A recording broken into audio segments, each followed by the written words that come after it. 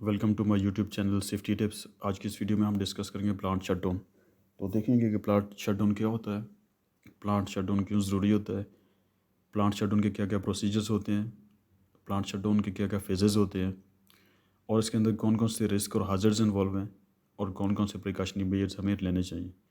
तो आइए फिर शुरू करते हैं आज की वीडियो को। तो सबसे पहले देखते हैं कि प्लांट शटडाउन क्या होता है। A time when plant production is stop to perform the maintenance. तो जो प्लांट की प्रोडक्शन है वो टेम्पररी स्टॉप हो जाती है ताकि उसके ऊपर मेंटेनेंस का काम किया जा सके। तो ये जो मेंटेनेंस है ये मैकेनिकल भी होती है, इलेक्ट्रिकल इंस्ट्रूमेंट के ऊपर, सिविल वर्क भी हो सकता है। मैकेनिकल जैसे किसी इक्विपमेंट के ऊपर आपने मेंटेनेंस का काम करना है, कोई इलेक्ट्रिकल का उसका सिस्टम है, इंस्ट्रूमेंट की कैलिब्रेशन करनी है, या सिविल वर्क यानी कि आपने जो प्लांट के अंदर कोई बिल्डिंग है उसका एडिशन करना है। A time when you can replace the equipment pipelines which are worn out are broken. तो ये वक्त होता है जिसमें आप जो पाइपलाइन या इक्विपमेंट है जो बहुत पुराना हो चुका है या ब्रोकन है उसको रिप्लेस करते हैं। तो देखते हैं कि प्लांट शटडाउन क्यों ज़रूरी है। Every mechanical equipment has a specific life and between that it needs proper maintenance to perform efficient and contribute in plant better efficiency. तो कोई भी जो मैकेनिकल इक्विपमेंट होता है उसकी एक स्पेसिफिक लाइफ होती है, मगर उस स्पेसिफिक लाइफ के दौरान उसको प्रॉपर मेंटेनेंस चाहिए ताकि वो जो है उसकी जो परफॉर्मेंस है वो एफिशिएंट हो सके और वो कंट्रीब्यूट कर सके प्लांट की बेटर एफिशिएंसी में। तो इस टाइम के अंदर इंस्पेक्शंस की जाती हैं, replace the equipment like vessel, pump, ejector, heat exchanger etcetera, do the maintenance, do the modification. तो देखते हैं कि शटडाउन के प्रोसीजर्स क्या क्या होते हैं।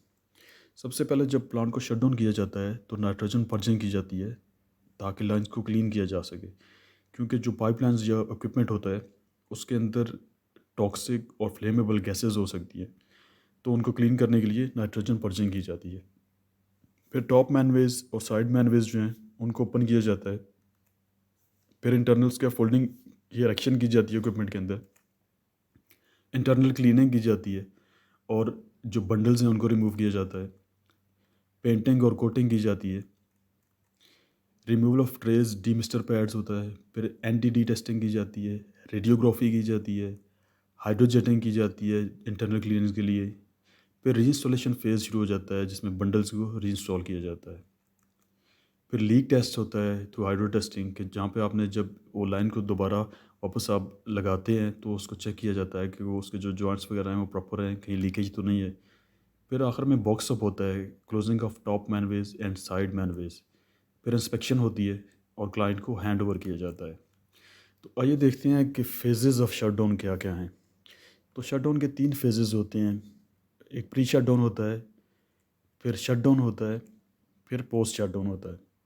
तो एक एक को डिटेल से डिस्कस करते हैं कि प्री शटडाउन, शटडाउन और पोस्ट शटडाउन क्या होता है। तो सबसे पहले प्री शटडाउन है। प्री शटडाउन वो इनिशियल स्टेज होता है जिसमें शटडाउन की प्लानिंग की जाती है और शटडाउन स्केड्यूल किया जाता है।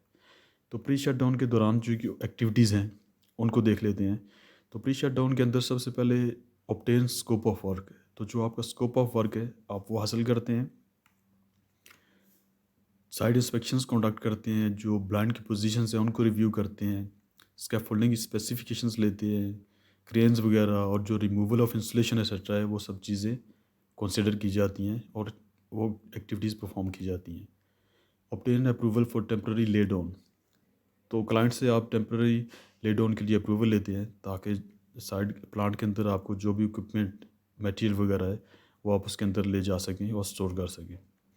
Initiate steps to purchase the necessary spare parts, gaskets and ensure all spare parts are available before shutdown। तो आप इनिशियल स्टेप्स लेते हैं, इनिशिएट करते हैं, स्पेयर पार्ट्स, गैस्केट्स वगैरह जो जो चीज़ आपको शटडाउन के दौरान ज़रूरत पड़ती है वो आप लेते हैं ताकि शटडाउन के दौरान वो सब का सब अवेलेबल हो। Ensure all lifting tools and tackles certified and colour coded. आपने ये इंश्योर करना है कि जो लिफ्टिंग टूल्स और टैकल्स आप यूज़ करेंगे वो थर्ड पार्टी सर्टिफाइड होने चाहिए और कलर कोडेड होने चाहिए। Remove installation wherever required. तो जहाँ पे कोई पाइपलाइन है, कोई इक्विपमेंट है जहाँ से आपने उसको ओपन करना है, वहाँ से आप सबसे पहले उसकी इंस्टॉलेशन रिमूव करते हैं। Shift all required tools to side tools container. तो जितने भी टूल्स हैं आपके पास जो आपने यूज़ करने हैं जो साइड पे आपके टूल्स कंटेनर हैं आप उनको वहाँ पे शिफ्ट करते हैं। Arrange all necessary PPE and consumable, ensure sufficient quantities of suitable range of pressure gauges are available, ensure the supply of SCUBA breathing apparatus for conducting blindness। तो जब आप ब्लाइंडिंग करते हैं तो उस वक्त आपके पास SCUBA और ब्रीथिंग apparatus ये चीज़ें आपके पास मौजूद होनी चाहिए। Assist with operation for connecting the purging hoses valve closing. तो जो ऑपरेशन है उसको आपने असिस्ट करना है ये पर्जिंग होजेज कनेक्ट करने के लिए, वाल्व क्लोजिंग के लिए। अभी देखते हैं कि शट डाउन। तो जो दूसरा फेज़ होता है प्री शट डाउन के बाद शट डाउन होता है। तो शट डाउन जो है वो उसका जो एग्जीक्यूशन फेज़ है वो 30 से 45 दिन का होता है, जिसके दौरान प्लांट को शट डाउन किया जाता है और सेंट्रली वॉश किया जाता है, फिर मैनवेज ओपन किए जाते हैं, फिर इंटरनल और एक्सटर्नल जो इंफ्रास्ट्रक्चर है उसको इंस्पेक्ट किया जाता है। तो शट डाउन के दौरान जो एक्टिविटीज़ हैं उनको देख लेते हैं। Tool box talk about work risk and control measures by safety officer. तो जो सेफ्टी ऑफिसर है वो टूल बॉक्स टॉक कंडक्ट करता है जिसमें वो रिस्क और हाजिर्स हैं उनको डिस्कस करता है और जो कंट्रोल मेजर्स हैं वो डिस्कस किए जाते हैं। मैनवे ओपन किए जाते हैं, वेंटिलेशन इंश्योर की जाती है और गैस सर्टिफिकेट हासिल किया जाता है। Erect internal scaffolding, internal scaffolding बनाई जाती है इक्विपमेंट के अंदर based on QC report and recommendation complete all activities. तो जितनी भी एक्टिविटीज़ हैं वो क्यूसी की रिपोर्ट के मुताबिक कंप्लीट की जाती हैं। Offer for final QC inspection and obtain a box certificate from QC process maintenance and operation. तो क्यूसी की इंस्पेक्शन के ऊपर आप फिर एक बॉक्स सर्टिफिकेट हासिल करते हैं जो कि क्यूसी प्रोसेस मेंटेनेंस और ऑपरेशन से हासिल किया जाता है। Torquing witness bye QC and maintenance. तो जो अब आप टॉर्किंग करेंगे वो must be witness bye QC and maintenance. फिर लास्ट में आप हाउस कीपिंग करते हैं, जितना भी एरिया काम का है उसको क्लीन करते हैं और क्लियर करते हैं। फिर आ जाता है पोस्ट शट डाउन। तो पोस्ट शट डाउन जब आपका शट डाउन कंप्लीट हो जाता है तो जो भी आपने इक्विपमेंट यूज़ किया साइट पे लेके गए उस सब को आप साइट से रिमूव करते हैं और जो मेथड या management must be well documented and can be use to plan future shutdown. जो भी मेथड्स वगैरह आपने यूज़ किए हैं वो सब डॉक्यूमेंटेड होने चाहिए ताकि इन फ्यूचर अगर आपको शट डाउन करें तो वो आपके लिए हेल्पफुल हो सके। तो पोस्ट शट डाउन एक्टिविटीज़ को देख लेते हैं। Assist with operation for startup activities. तो आपने ऑपरेशंस को असिस्ट करना है दोबारा स्टार्टअप एक्टिविटीज़ के लिए, प्लांट को दोबारा स्टार्ट करने के लिए। Disconnect all the hoses, repair the installation and clear all outside scaffolding. तो जितनी भी होजेज वगैरह उनको आप डिसकनेक्ट करते हैं, जो इंस्टॉलेशन रिमूव की गई है उसको रिपेयर किया जाता है और जो आउटसाइड स्कैफोल्डिंग है उसको रिमूव किया जाता है। After successful commissioning obtain FAC from QC planning operation and maintenance, submit close out report. तो जब सक्सेसफुल कमीशनिंग हो जाती है उसके बाद FAC हासिल किया जाता है QC प्लानिंग ऑपरेशन मेंटेनेंस से और फिर क्लोज आउट रिपोर्ट सबमिट की जाती है। तो आइए देखते हैं कि कौन कौन से हाजिर्स और रिस्क इन्वॉल्व होते हैं शट डाउन वर्क में। तो सबसे पहले fire and explosion due to flammable vapour. क्योंकि जो इक्विपमेंट और पाइपलाइंस होती हैं उनके अंदर हाइड्रोकार्बन और दूसरी फ्लेमेबल गैसेस हो सकती हैं तो उनसे आग लग सकती है। फिर टॉक्सिक गैसेस जैसे कि H2S है, हाइड्रोजन सल्फाइड है, तो उसके अंदर टॉक्सिक गैसेस हो सकती हैं जिससे डेथ हो सकती है। फिर slip trip due to chemical spillage and improper stacking of material. तो स्लिप ट्रिप हो सकता है केमिकल स्पिलेज से और इम्प्रॉपर मटेरियल को स्टैक करने से। Using damaged tools and tackles, ये भी एक ख़तरा हो सकता है। नॉट फॉलोइंग लोटो प्रोसीजर, अगर आप लोटो प्रोसीजर को नहीं फॉलो करेंगे तो वो भी एक ख़तरा है। Confined space entry, shut down के अंदर आपको जो ज़्यादा एक्टिविटीज़ होती हैं वो कन्फाइंड स्पेस के अंदर होती हैं, तो कन्फाइंड स्पेस भी एक हज़ार्डियस जॉब है। Improper functioning of safety devices, lack of experience and untrained team, जो आपके वर्कर्स हैं अगर वो एक्सपीरियंस नहीं है, अनट्रेन है, तो वो भी एक ख़तरा है।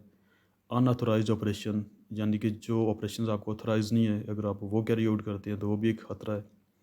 लैक ऑफ पीपीई अवेयरनेस, अगर आपकी वर्क फोर्स को पीपीईज़ के यूज़ का पता नहीं है तो वो भी एक ख़तरा बन सकता है। तो आइए देखते हैं कि कौन कौन से सेफ्टी प्रिकॉशंस शटडाउन वर्क में चाहिए। प्रॉपर प्लानिंग, तो सबसे पहले जो वर्क है वो प्रॉपरली प्लान होना चाहिए। Clarity of roles and responsibilities, तो जो रोल्स एंड रिस्पॉन्सिबिलिटीज़ हैं वो सबको क्लियर होने चाहिए। प्रॉपर एजुकेशन एंड ट्रेनिंग, तो जो भी वर्क फोर्स है उसकी प्रॉपर एजुकेशन और ट्रेनिंग होनी चाहिए। तो उसमें टाइप्स ऑफ ट्रेनिंग देखते हैं कि कौन कौन सी ट्रेनिंग्स है। प्लांट ट्रेनिंग, तो सबसे पहले तो जो वर्कफोर्स है उसको अपने प्लांट के बारे में बताना है कि प्लांट की क्या प्रोडक्शन है, किस चीज़ का प्लांट है और उसके अंदर कौन कौन से हाजर्ड हैं, कौन कौन से खतरे हैं। एमरजेंसी रिस्पांस के बारे में बताना है कि इन केस ऑफ एमरजेंसी उन्होंने कैसे इवैक्यूएट करना है, और असेंबली पॉइंट और ये चीज़ें जितनी भी हैं आप एमरजेंसी के बारे में आपको उनसे डिस्कस करते हैं। फिर सेफ्टी डिवाइसेस के बारे में उनको बताया जाता है। और फिर फायर सेफ्टी, यानी कि फायर फायर क्या है, फायर के एलिमेंट्स क्या हैं और फायर एक्सटिंग्विशर्स को कैसे यूज़ करना है। फिर परमिट टू वर्क है, कोई भी एक्टिविटी है उसके लिए आपको सबसे पहले परमिट लेना है। Proper cleaning of plant and equipment, तो जो प्लांट और इक्विपमेंट है उसकी प्रॉपर क्लीनिंग की जाती है। उसके 3 मेथड्स हैं। सबसे पहले है flushing, steam blowing, nitrogen perching. तो फ्लशिंग है फ्लोइंग आउट प्रोडक्ट केमिकल्स, तो जो पाइपलाइंस होती हैं उनके अंदर जो रेजिड्यूज़ होते हैं, जो केमिकल्स होते हैं, उनको फ्लशिंग के ज़रिए वाल्व को ओपन किया जाता है और फ्लश आउट किया जाता है जितने भी केमिकल्स होते हैं। फिर स्टीम ब्लोइंग है, तो हॉट स्टीम जो है वो फ्लो करते हैं पाइपलाइन के अंदर और वो जितने भी उसके रेजिड्यूज़ हैं उसको क्लीन कर देती है। फिर नाइट्रोजन पर्जिंग है, तो नाइट्रोजन पर्जिंग के ज़रिए भी लाइन्स को क्लियर किया जाता है। जो नाइट्रोजन पर्जिंग है वो डिस्प्लेस करती है फ्लेमेबल वेपर को, टॉक्सिक गैसेस को, ऑक्सीजन को। क्योंकि अगर ऑक्सीजन की जो मिकदार है वो हवा में ज़्यादा होगी तो फायर का ख़तरा रहता है। इसलिए नाइट्रोजन पर्जिंग से फ्लेमेबल वेपर, टॉक्सिक गैसेस और ऑक्सीजन को क्लियर किया जाता है, डिस्प्लेस किया जाता है। फिर क्लीनिंग ऑफ केमिकल स्पिलेज है। Hot work must be done inside fire blanket booth, तो अगर आपने हॉट वर्क करना है तो वो जो फायर ब्लैंकेट के बूथ हैं उनके अंदर ही करना है। LEL test before the job, तो जो लोअर एक्सप्लोसिव लिमिट है उसका टेस्ट कोई भी काम करने से पहले आपने लेना है ताकि आपको पता हो कि वो सेफ़ है काम करना कि नहीं है। Fire safety devices must be in working condition, तो जो फायर सेफ्टी डिवाइसेस हैं जैसे स्प्रिंकलर्स वगैरह हैं या हीट डिटेक्टर हैं, स्मोक डिटेक्टर हैं, वो वर्किंग कंडीशन में होने चाहिए। प्री इंस्पेक्शंस ऑफ टूल्स, तो जो टूल्स वगैरह आप यूज़ करते हैं उनकी प्री इंस्पेक्शंस होनी चाहिए। तो ये सारे के जितने भी प्रिकॉशंस हैं ये बहुत ही ज़रूरी हैं शट डाउन जॉब में।